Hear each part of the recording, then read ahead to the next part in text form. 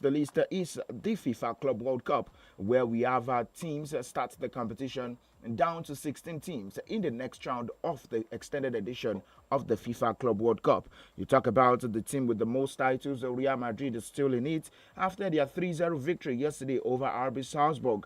And then for current holders, Manchester City, well, you tell that they defeated the old ladies 5-2 yesterday. And that victory definitely was a good one. And they were the only club side in this extended edition of the FIFA Club World Cup to win all 3 group games. Remember, myself and Peter were here yesterday discussing about no team being able to win that 3 games out of the 3 games played at the FIFA Club World Cup. But it was just down to Juventus or Manchester City. But the citizens, they picked that up yesterday, and of course, were the only club side to win all 3 games in the group stage of the FIFA Club World Cup. Well, definitely outside of the FIFA Club World Cup as well, where we would get more updates from the BBC, where Molly Stevens is standing by. We will also still take a listen from the BBC through Molly Stevens. Well, for Crystal Palace, what is going on with this club side? Well, by the end of today, there will be a new verdict on the club side if they are going to participate in the UEFA Europa League for next season. Remember that for Crystal Palace, they gained this right by winning the English FA Cup after defeating Manchester City by 1-0. That was in the month of May. And outside that, we discuss about athletic stories also on the show. And then some Nigerian football stories where Crown FC, the Oluyole Warriors, they are in the news at this point in time. And all that road leader to at the Onikan Stadium, that's later tomorrow. The finals of the President's Federation's Cup. Well, definitely that will be Kwara United versus that's Abakaliki Football Club. And then the Super Falcons of Nigeria, who are set to be in action against the Black Queens of Ghana. That's on the 29th of this month. They are in Casablanca. Their last tune-up game to the Women's African Cup of Nations. They are in Morocco. The D Tigers are also in the news. We take a look at the list of players called by the NBBF.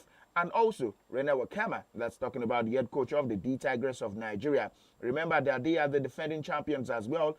So we expect them to do so well on that's the African stage after what they did in the year 2024 there in Paris, talking about the Olympic Games. And then we'll discuss about what else. That's athletics event on the show.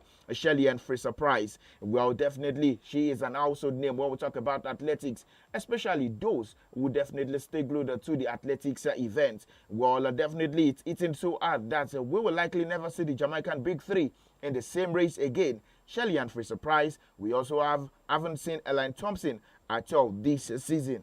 So definitely you say that what is it we are expecting from the Jamaican national team? We'll talk about their quartet of athletic stars. Remember that since the likes of Ashafa Powell, we also have that's Graham Blake. We also have Usain Bolt. Well, we've not seen the best from the Jamaican quartet when we talk about their men's relay team and also individual performance from their men's team. But now it is also transcending into the women's team. But definitely we don't know how long that would be. But you are listening to the voice of Oluwatimileni SAMIES. You're on the program this lovely morning, and together we are here to take you through all the interesting stories, headlines, making the rounds today in the exciting world of sports. So we join our partners now, the BBC, to take a listen to what they have for us as regards Manchester City's victory yesterday. Yes, they won by 5-2, defeating the old ladies Juventus. And then we talk about one side getting a victory yesterday. That's Al-Hilal. Well, for Al-Hilal, with the array of stars, they are also in the next round of the FIFA Club World Cup. So let's join Molly Stevens and take a listen to what she has for us on that front of the BBC Premier League update. The words of Molly Stevens. BBC Premier League update from the home of Premier League football. Hello, I'm Molly Stevens at the BBC Sports Centre. Erling Haaland scored his 300th top-level career goal to help Manchester City beat Juventus 5-2 in the heat of Orlando to top Group G at the Club World Cup. The win means they avoid being in the same side of the draw as Champions League winners Paris Saint-Germain and Bundesliga giants Bayern Munich. Pep Guardiola's side will also be buoyed by a first start since September for midfielder Rodri. Liverpool have taken their summer spending to around £170 million with the signing of left-back Milos Kerkez from Bournemouth in a 5-year deal worth £40 million. Kerkez is Liverpool's third major signing of the transfer window, following the arrival of attacking midfielder Florian Wirtz and right-back Jeremy Frimpong, both from Bayer Leverkusen. Arsenal are in talks to sign defender Christian Mosquera from Valencia. The Gunners want to make a defensive signing this summer, and the 20-year-old Spaniard, who can play at centre-back and right-back, is emerging as their favourite option. Meanwhile, England defender Miles Lewis-Skelly says he wants to create a legacy at Arsenal after signing a new 5-year contract with his boyhood club. He broke into the first team last season and established himself as a regular under Mikel Arteta, making 39 appearances in all competitions. Transfer news from Burnley too. They've signed Netherlands left-back 𝐃𝐈𝐒 Hartman from Feyenoord on a 4-year deal.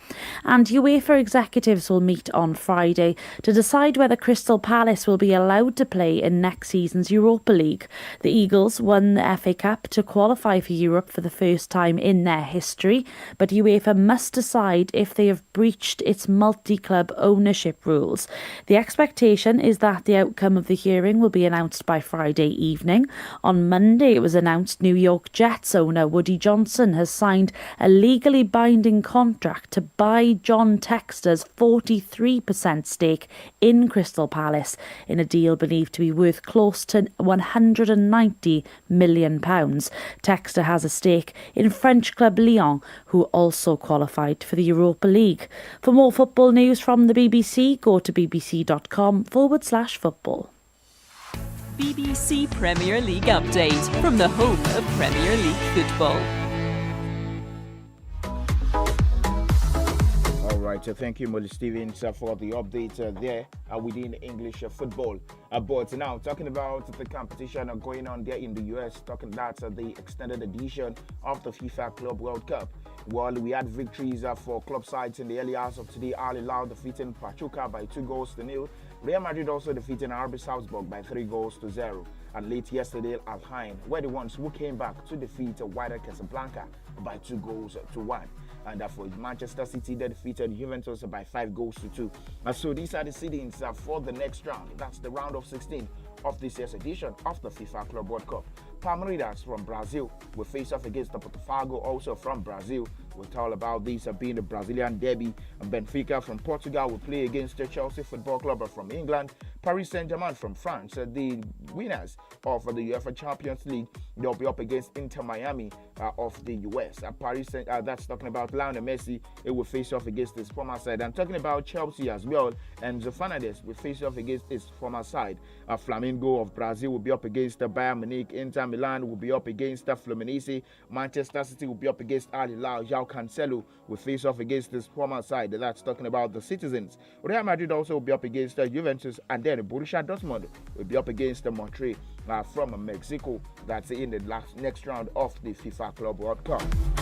Well, the games are set to begin on the 28th of this month. That's tomorrow by 5 p.m. starting with Palmeiras against Botafogo. They are in the round of 16. All right, so let's move away from that also and talk about some other interesting stories making the rounds there in the world of sports. And this is as regards that's the FA Cup.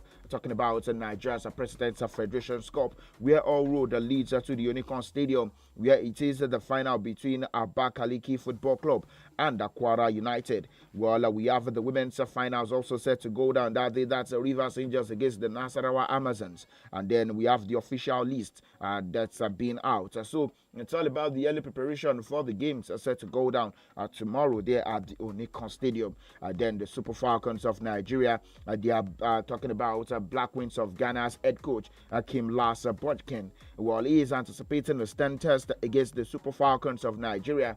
Remember that these two sides are set to face off. That's a rivalry clash. That's later on Sunday there in Casablanca. For the Bergerac side, they had a 3-1 victory over Malawi in their opening friendly last week, and they followed it up with a 4-2 victory over Benin Republic in another preparatory match that was day before yesterday. But for the Super Falcons of Nigeria, yes, you could tell that we defeated that Cameroon, and then we played out a 0-0 draw against the European side, that's Portugal, which definitely maybe puts us in a good condition to go all the way to perform better at the Women's African Cup of Nations. But let's cross our fingers and see how that goes. We'll talk about all those developing stories. But then for the Tigers of Nigeria in the world of basketball, we'll promise Amukamara, Ezine Kanu, Ifunaya Okoro, Elizabeth Balogun, Grace Afosa, Sholakwe Amuson, Ami Okonkwo, Palace Okunayi, Murijinato Musa, Gift Uchenna. Well, you talk about some other interesting players also. While they are part of the list, that's the women's Afrobasket preliminary roster. 20 players on this list, but then we expect them to definitely cut it down and see the top stars who are going to represent the Tigers of Nigeria. That's talking about at the Women's Afrobasket Games are set to go down there in Abidjan. That's talking about Côte d'Ivoire. And just before we leave the show, also we talk about updates from the world of tennis, where France Corentin Moutet defeated American Liana Tien 6-7-5 in a tense encounter at the Maoka Open. That was yesterday, while Dutch 4th seed Talon Grexpo also cruised past 6th seed from Canada. That's Gabriel Diallo. 6-4 to reach the semi-finals. And you still talk about some other developing stories from tennis. That's Taylor Fritz enjoyed 2 wins in one day as the world number 5 defeated João Fonseca and Marcus Giron yesterday to move closer to a 4th Eastbourne title. Well, you talk about the grit from there. Wimbledon champion Barbara Krejcikova, she has withdrawn from Eastbourne with a thigh injury just 4 days before her SW19 title defense. And the set was taken to 3 sets in both of her matches on the South Coast, beating Britain's Ariadne and Jodie Bourrage in round 1 and 2, respectively. Well, time doesn't permit us to take more stories from the world of sports, but we'll be coming later in the afternoon by 3:30.